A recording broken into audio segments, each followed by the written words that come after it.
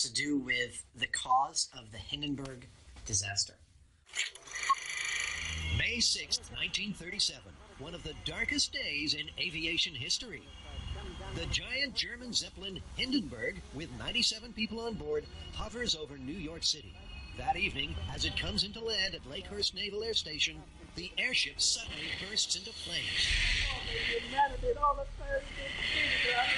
36 people die in the inferno. History's largest airship is reduced to ashes in just 34 seconds. And an unforgettable image is burned into the memory. Doesn't everybody know that that was caused by the hydrogen, which is the reason they don't fill blimps with hydrogen anymore? Not according to our myth. Our myth states that the cause of the Hindenburg disaster was its skin, specifically the dope and paint on its skin. This myth is not just wild internet speculation. The incendiary paint theory was actually put forward by a retired NASA scientist, Dr. Addison Bain. After studying fragments of the Hindenburg's hull, Bain cleared hydrogen as the cause of the blaze, blaming instead the airship's metal-based paint. It's a myth Adam and Jamie were born to bust. They're going to turn up the heat, Deuteronomy, and put the paint theory to the ultimate test. In a world first, they'll build scale model Hindenburgs, cover them with a paint identical to that used on the giant blimp, and find an answer to aviation's burning question once and for all. This is my favorite scale experiment we've ever done. Full stop. Okay, well, where do we start? Well, since the myth is about the skin, I think that's where we should start. We should find out exactly the type of fabric that was used and exactly what that fabric was coated with and replicate the skin in the shop and see how it burns. Okay. The Hindenburg skin was 100% cotton, treated with a kind of paint, or dope as it's known in the trade, which made the fabric taut and waterproof. The dope's ingredients included aluminum powder and iron oxide. Put them together, and they produce an extraordinarily explosive substance called thermite. Adam's keen to demonstrate. He's going to whip up a batch of thermite. For this cooking lesson, Adam will need the fire suit and its safety masks all round. So, just like gumbo night at Adam's. Take a cast iron skillet, add the aluminum powder and iron oxide, combine well. Thing is, they won't ignite by themselves. To get a thermite reaction, you need to add one or two secret ingredients. This ingredient is made of blur. And this has some blur in it too. Blur is very dangerous. You don't want to mix blur with blur. Add the mysterious mixture to the pan and retire immediately. It takes a few seconds for the ingredients to react, then suddenly you're cooking on a very high heat. 4,500 degrees, in fact. Wow! So we've seen thermite in action, and we know that the Hindenburg skin was coated with the compounds that create thermite. So that's a check mark for the myth. The question now is, will they do that in a dope solution? So I think it's time to test the fabric samples. Now, the Hindenburg didn't have the same dope solution all over. The lower half had 3 coats of dope containing aluminum powder. The upper half had the thermite mixed, a base coat of butyrate and iron oxide, then 3 coats of butyrate and aluminum. Here's what I'm wondering. If aluminum powder and iron oxide are so dangerous, why use those 2 components to coat the Hindenburg skin? Well, they figured that was the best combination to reflect both heat and light from the delicate inner bladders that held the hydrogen. Good enough for me. Jamie prepares panels using cotton and aluminum frames that match the material used on the Hindenburg. On one panel, the fabric's left raw. The second is painted to match the bottom of the Hindenburg. And the third has the same dope mix as the top half. This is basically just to find out if the dope has any influence on the speed of burn. So we'll start out with a raw piece of fabric, see how fast that burns, and then compare that to the other concentrations we have. Adam sets fire to the untreated cotton. It doesn't so much burn as smolder. We don't need high speed on this, we need a time lapse. Anything you say, Adam. 5 minutes and 25 seconds. That's not very fast. That took almost 10 times longer than the Hindenburg took to burn. The entire Hindenburg. Okay, we've got our control. Time for the first dope test. Bottom of the Hindenburg, plain dope with 3 coats of aluminum. Yeah? You ready? I'm ready. No, it's not a cajole. The Hindenburg was 800 feet long, and the whole thing burned in less than a minute. Remember, there's no chance of a thermite reaction here because there's no iron oxide in the dope. What was the time on that one? 2 minutes, 26 seconds. The bottom sample burned twice as fast as the raw fabric, which makes it pretty clear that there is a factor in the coating that has to do with how fast this thing burns. Next, the dope that was on the Hindenburg's upper half. This is the potential thermite mix. Will there be a reaction? Still ahead, the Croc Zigzag myth has the guys on the run. What was that? Was a mouse chasing you? And up next, Adam becomes Jumpin' Jack Flash. It's gas, gas, gas. Is he okay?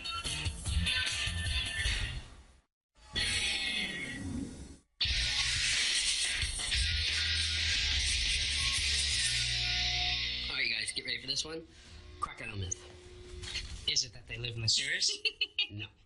Is it that crocodiles have tears? No. This one is, if you're getting chased by a crocodile, you can easily escape it by running in a zigzag pattern, because they cannot turn corners. In the water, the crocodile is a lightning-quick ambush predator. In that explosive split second when they strike, crocodile lunges have been clocked at around 30 miles an hour. Lunging is one thing, running is another. According to the myth, if you're being chased by a crocodile, all you have to do is run in a zigzag, because their long bodies and short legs cannot make sharp turns. The plan is to dangle a dummy from a remote-control trolley, which moves from side to side. The trolley, in turn, will be suspended from a steel track. As the trolley is pulled along the track, those juicy meat legs will zigzag. Then they'll take the rig to a croc farm and see if they can make some reptiles run. But this time, believe it or not, Buster's off the hook. The rig that we're going to have to put up is going to be suspended. Therefore, my Buster needs to be really, really lightweight. I'm going to make him entirely out of foam for a torso, and then I might have a little surprise for his legs. Soon, a new foam Buster is rising like a cake in an oven.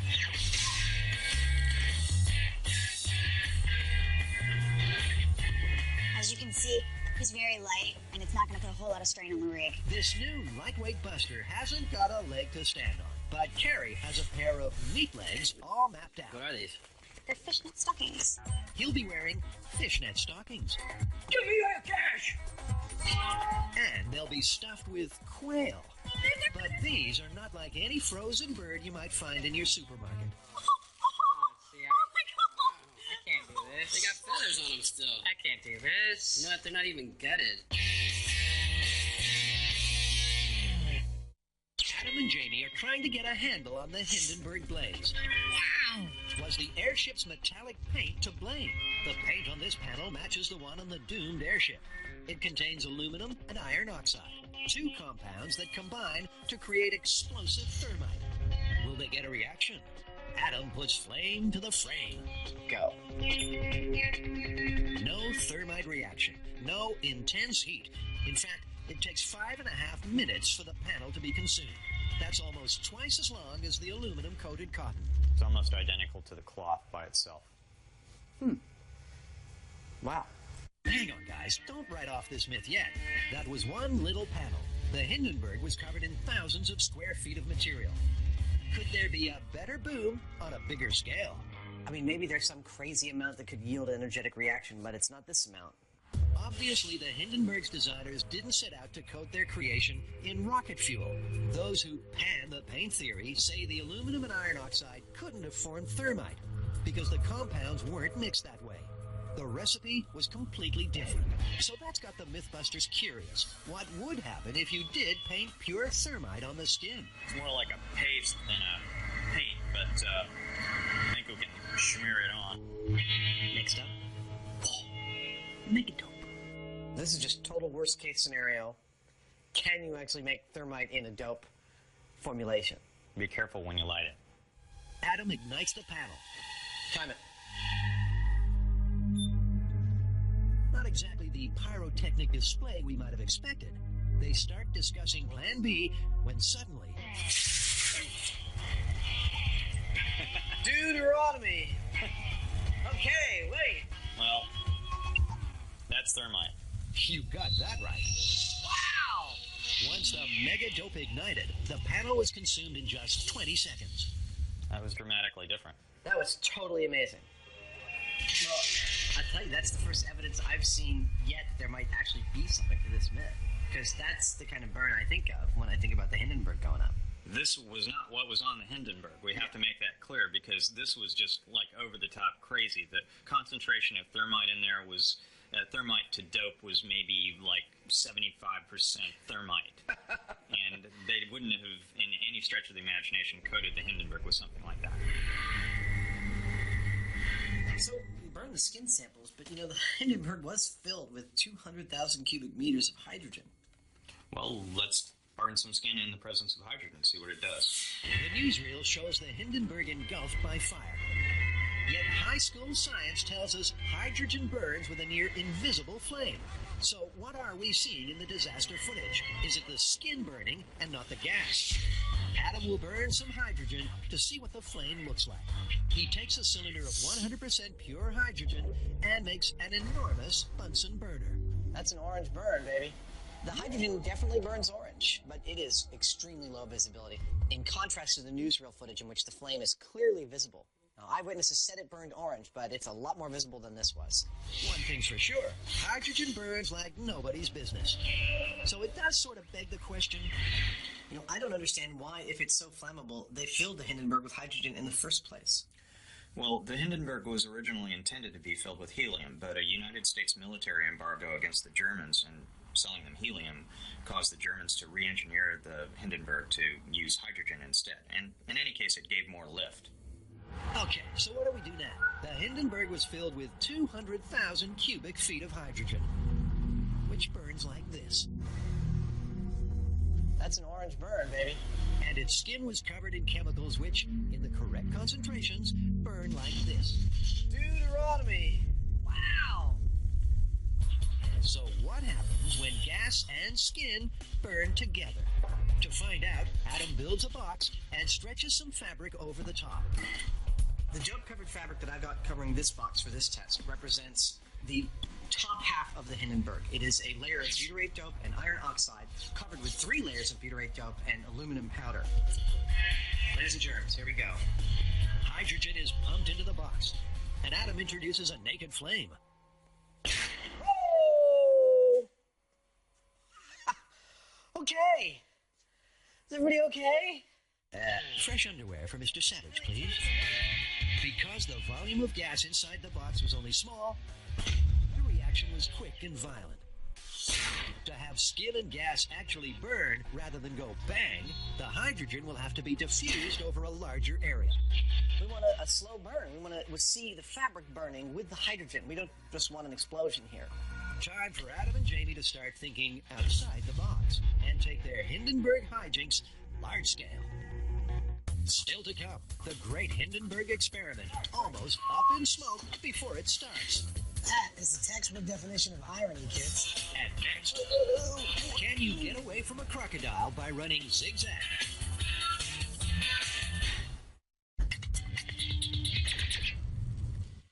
According to the myth, outrunning a crocodile is not straightforward. It's a zigzag. Carrie's foam and fishnet buster bait is ready. Meanwhile, Tori's got the croc rig on track. So I have my 2-inch steel tube. This is going to be our track that's going to go over the crocodiles. And so now what I'm going to do is build the trolley. And the trolley will carry the dummy along that run, and the crocodile will have something to chase. Next, the zigzag rig has to be calibrated for human speed. So what we're going to do is lay out a grid on the floor of our shop, take a shot from overhead, and just run a bunch of zigzags and see what the best time is. The grid is made up of 12-inch squares. It's 12 feet long and 9 feet wide. No, the crocodile! Question is, what constitutes a zigzag? Well, I'm pretty sure that the essence of this myth comes from the fact that they have those long, rigid bodies. So it's not sort of like a weird hopping thing like they're snapping and you're just jumping, but it's more of a... So you're going to try and hit the corners as fast as you can rather than like hopscotch jumping. Yeah.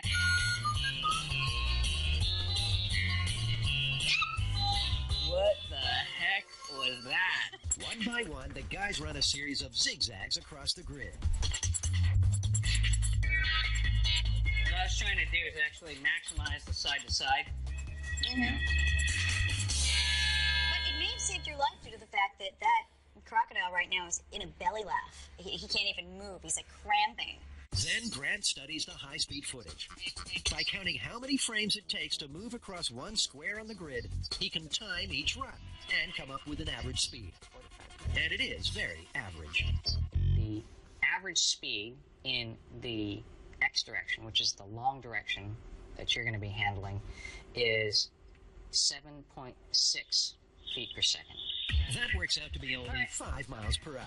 Some crocs have been clocked running at more than twice that speed. So will our cross-dressing dummy be fast enough to escape? Time to see what this croc rig can do.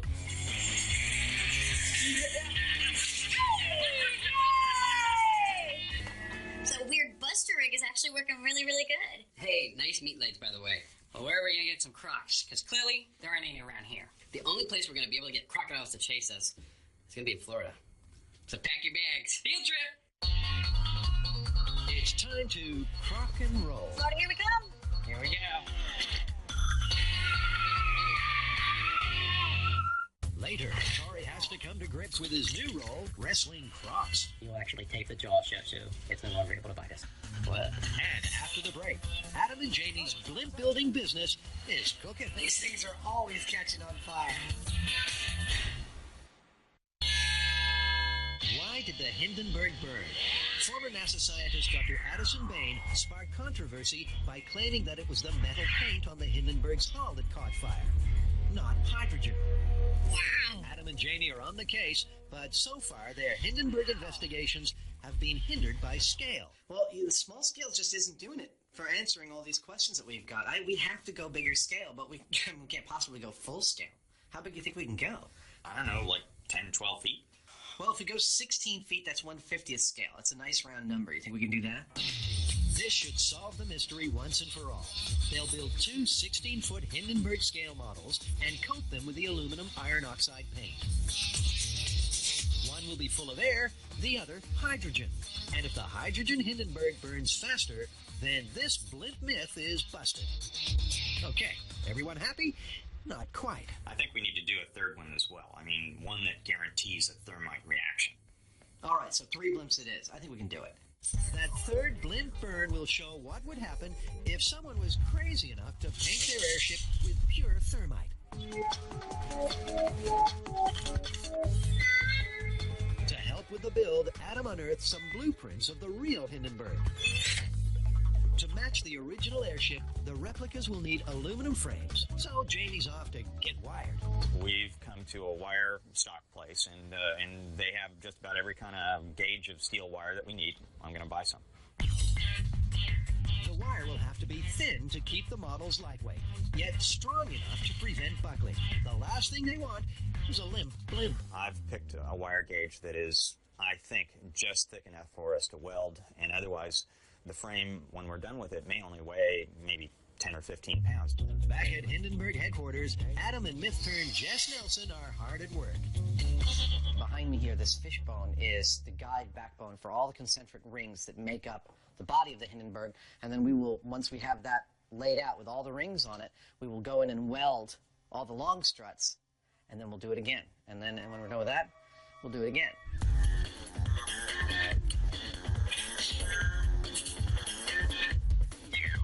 By following the original Hindenburg blueprints, the MythBusters soon have their own mini Hindenburg taking shape.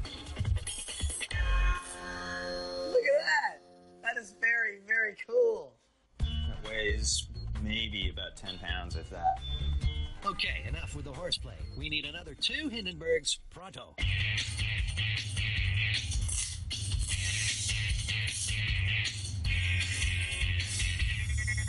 You want 3 Zeppelins in a day? We'll give you 3 Zeppelins in a day. The frames need cotton skins. Adam soon has that all sewn up. Everything's going smoothly until Janie opts for a spot of last-minute welding. And suddenly, the model is looking disturbingly like the real Hindenburg.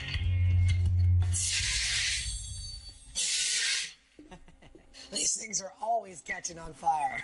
The last thing they have to do is apply the dope, and the models are complete. Now, the MythBusters are ready to crack this case once and for all. Next up on Discovery, the world's deadliest piñata.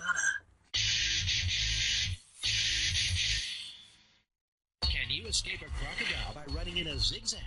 To find out, Carrie, Tori, and Grant have harnessed all their know-how and built a zigzag rig. Now they're off on a reptile recce. We are now here in Florida at St. Augustine Alligator Farm, and they're crazy enough to let us try our buster rig on some of these alligators and crocodiles. What does it mean when they hiss? When they hiss, they feel a little threatened because you're getting a little bit too close to them, so they're kind of unhappy with your presence right now. They're unhappy.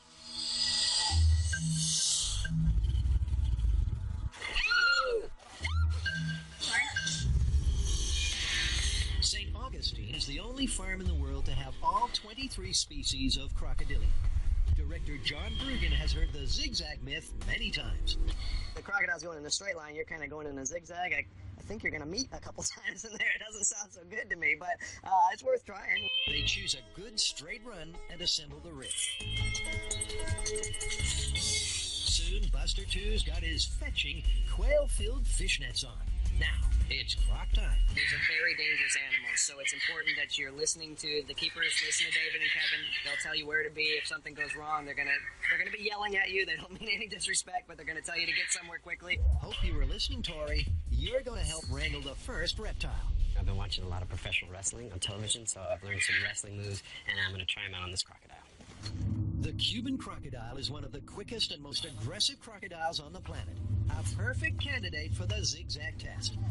If they can catch one, that is. You'll get the animal secured, hold the mouth shut, and then you'll actually tape the jaw shut so it's no longer able to bite us. What? You're going to tape the mouth shut. That's what he thought you said.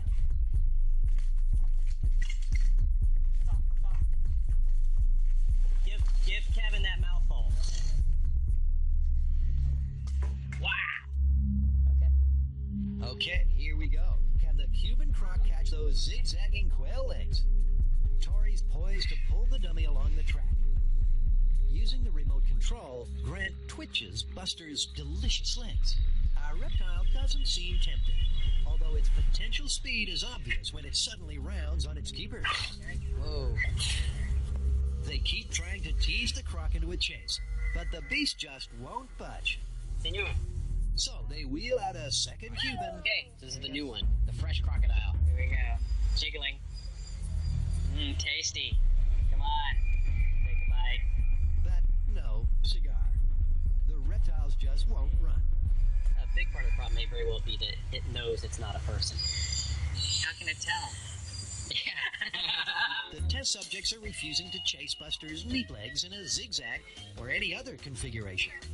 Luckily, the MythBusters have a plan B. We're actually going to take a quail and put it on my robot here. And this is a battle-ready combat robot. So if, unfortunately, an animal gets a hold of it in its jaws, it is built for combat, so it probably will stand up. With its cargo of quail in place, Grant's robot sets out on its mission. Looking like the Mars rover, it parks near the edge of a pool, well within striking distance. Grant's poised to hit the accelerator at the first crocodilian quiver. But apparently, this croc doesn't feel like Meals on Wheels. We're having a hard time getting this crocodile to come to the surface of the water, so I'm going to try to entice it with some quail. I'm just going to drop it right in front of his nose, or her nose. Tori ventures close and throws the bird. Nothing. Not a ripple. I don't think he's coming up the water. Well, the trainers here say that they're naturally secretive animals, and what's more, they're not stupid. Yeah, he seems pretty spooked by your robot. No response to the rig, no response to the robot. You can't say the MythBusters aren't trying. You know, those crocodiles seem like they're slow on land, but shooting out of the water, they're lightning. Well, actually, I've done a little bit more research, and it turns out in almost every crocodile or alligator attack since they've been keeping records, the victim has been in or near the water. Well, then, what are the rules to avoid being chomped? First, if there are any warning signs, don't go in the water. Second, if you fall into the water, get out as quickly as possible.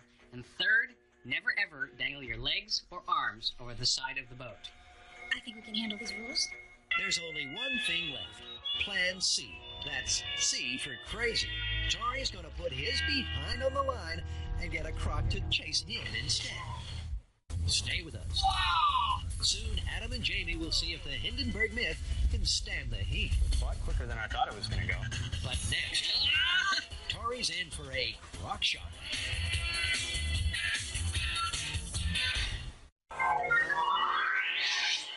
Tori, Carrie, and Grant have been wrestling with the myth that crocodiles can't run in a zigzag. So far, they haven't been able to coax a croc into running at all. You know what they say about desperate times and desperate measures. What I'm going to do is I'm going to actually suit up with some protective gear, get in there, try to agitate the crocodiles, and see if they'll chase me. Tori's going out on a limb. Let's just hope all his are still there when it's over. Tori's legs will be well protected. Unfortunately, the heavy padding will also slow him down. Wait, the safety protection caused me to fall down. Protective gear is hindering me from running away from the crocodile. Nevertheless, he's ready for a face-to-face croc confrontation. The Johnston's crocodile is found in Australian waters. It's smaller than the Cuban croc, but fast and fiercely territorial. So this is the first test, chasing Tori, the Johnston crocodile. What do you think's going to happen? I think you can catch him. Can Tori snatch victory from the jaws of defeat? Was that an unfortunate turn of phrase? Once again, provoking a croc attack proves to be a lot harder than you'd think. But if he succeeds, Tori will have to remember to run in a zigzag. Suddenly,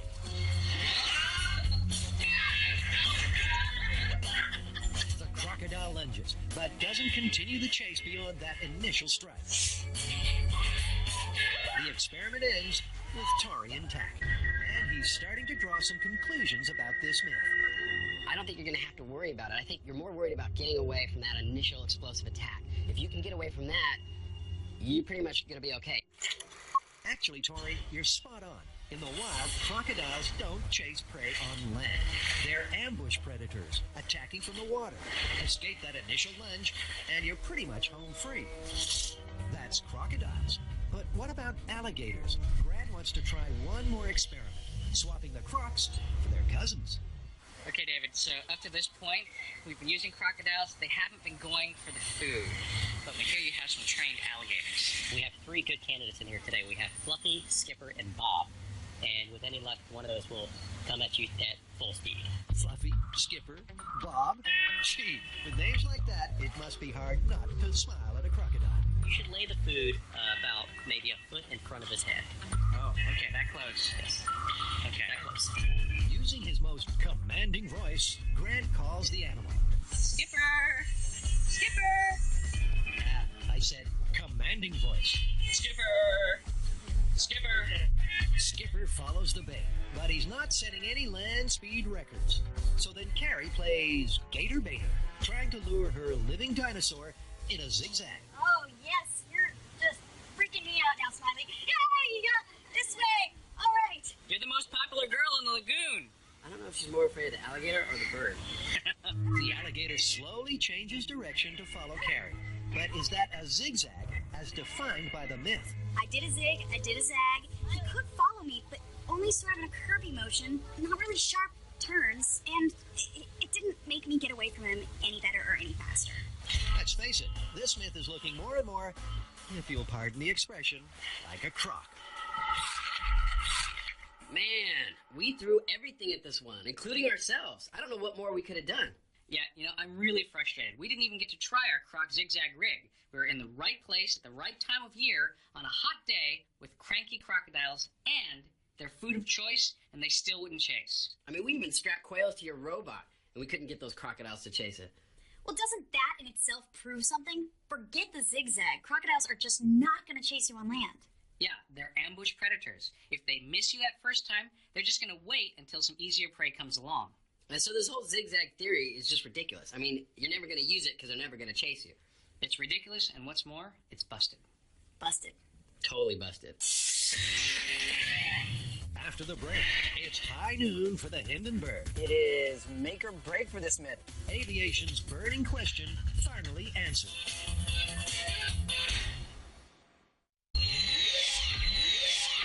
For almost 70 years, it's been assumed that hydrogen was the cause of the Hindenburg disaster. But the incendiary paint theory, developed by a retired NASA scientist, lays the blame for the blaze on the metal paint that discovered the airship's skin. Adam and Jamie have built some blimps. Ta-da!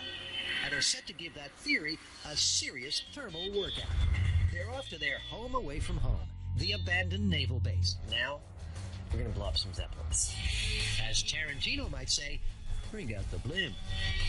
At 16 feet long, the Zeppelin is 1/50th scale. It's not been designed to get airborne, so it'll have to hang suspended. We got these figures from a train set. These are 1/50th scale. Check these guys out. That's how big an actual person would have been with the Hindenburg. This thing is massive. This fire must have been just the most unbelievable thing that anyone that day had ever seen. The myth says that the destruction of the Hindenburg was because of the skin and not because of the hydrogen. The blimp skin matches the Hindenburg's exactly, right down to the dope formula painted on its surface. The first test is just the blimp without any gas, no hydrogen, and we're just going to burn the skin and see what that does. The room will be a strict no-go zone during the test. Adam and Jamie will watch a live feed of the action outside. To set fire to the blimp remotely, Jamie rigs a blowtorch on a stand. This is a test number 1. Period. Correct skin. No gas. Ignite when you're ready. Time to put a blowtorch to the belly of this 70-year-old myth. That looks good. You're right on target. It's going. That was quick. A thermal imaging camera will show the path of the fire as it rages through the blimp. The Hindenburg burned in 34 seconds. For the myth to be plausible, this Hindenburg has to be consumed in a similar time. I'm seeing little thermite sparkers. Yeah. But yeah, we're already at 1 minute 10 seconds. So we could have burned 2 Hindenburgs by now, and we're only like not even a quarter of the way through this. Suddenly, the fire accelerates. Oh, wow! Wow! Oh, yeah. That is so beautiful! Sparks cascade as the aluminum and iron oxide on the skin create thermite. The thermal camera shows a massive orange as the fire spreads through the blimp. Bang. 2 minutes, 6 seconds. A lot quicker than I thought it was going to go. But still slow. The real Hindenburg could have burned almost 4 times over in the time it took for the model to burn. There's the unmistakable smell of charred myth in the air, but Adam still sees a spark of hope.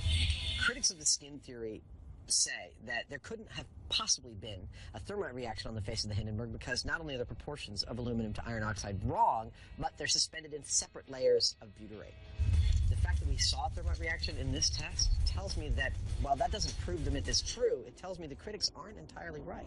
On to Hindenburg burn number 2. This Zeppelin will be filled with hydrogen. Now, just pumping the blimp full of gas and lighting it won't work. Instead of a burn, they'll get a bang, just like Adam did back at the shop. Everybody okay? So the gas will have to be diffused. We're going to feed it from the hydrogen tanks through this blue gas hose up the main strut and into a trough of water. And the trough of water is going to diffuse the hydrogen across the entire Hindenburg.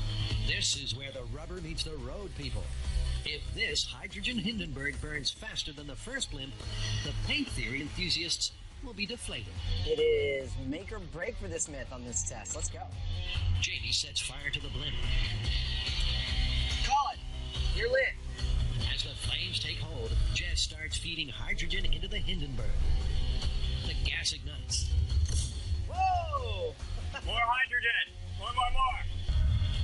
And the blimp is instantly filled with flames. Wow.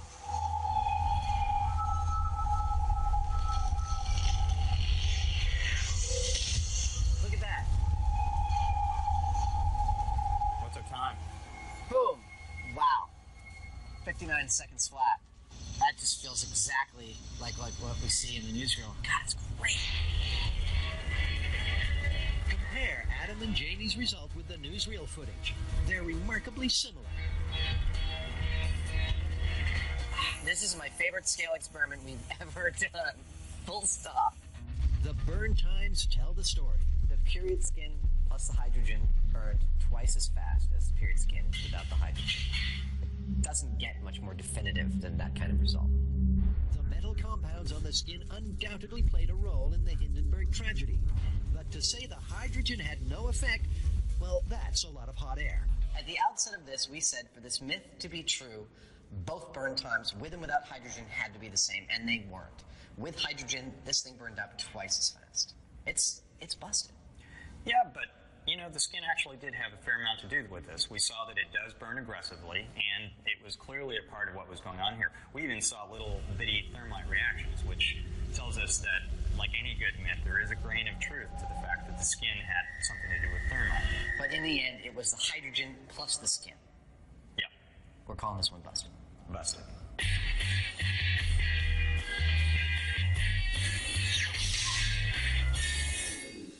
But hang on, what about that third blimp? The skin of this Hindenburg has been coated with pure thermite, aluminum and iron oxide blended in a secret searing formula. It's the same over-the-top, completely unrealistic mega-dope mix Jamie tested back at the start. Deuteronomy! With the myth already busted, this test is simply MythBuster theatrics. What you're about to see is what would have happened if the original Hindenburg, filled with hydrogen, was painted with rocket fuel. There's 15 pounds of thermite on this blimp right now. It's a different sort of beast. This thing is going to burn. It's a safety red alert. You're lit. Whoa! Dude!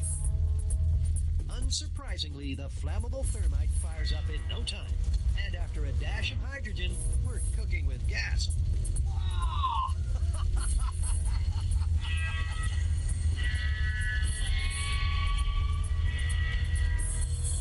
Heinemann's Hindenburg is history. We gotta call that. Boom! 30 seconds flat.